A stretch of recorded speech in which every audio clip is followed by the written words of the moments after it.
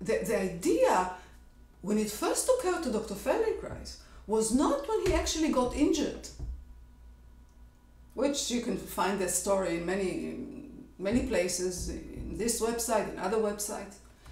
He hurt his knee, he rehabilitated himself. As an engineer, he understood the forces that work on the skeleton and how the skeleton reacts to them, what is the movement, the reaction to the forces, right? And he found another way to move. His knee was injured, and he found another way to let those forces go through the knee, through the skeleton, so that he could walk. But it was the second accident where, probably because of the knee that was not completely 100%, he tripped on a curb and he hurt the other knee.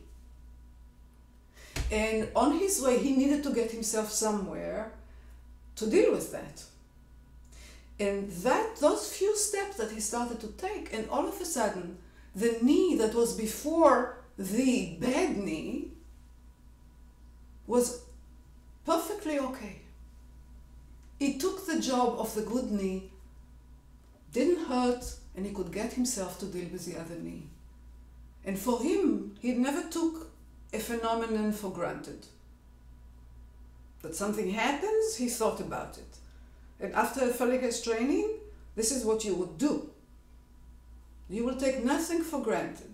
And sometimes you wish you did. Yeah? And then he thought, so what is it that changed what is happening in that knee? And then he understood that it has to do with the nervous system, because none of the physiology of the knee changed. Something in the brain changed, and as a result, maybe some of the physiology did. And that is the basis of the Feldenkrais method. That is it's healing through learning.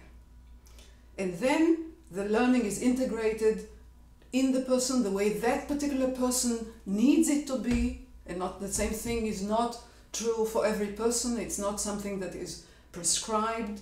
And that's the difference between things that are prescribed and this, that you let the brain integrate the learning the way this particular brain and this particular person needs it.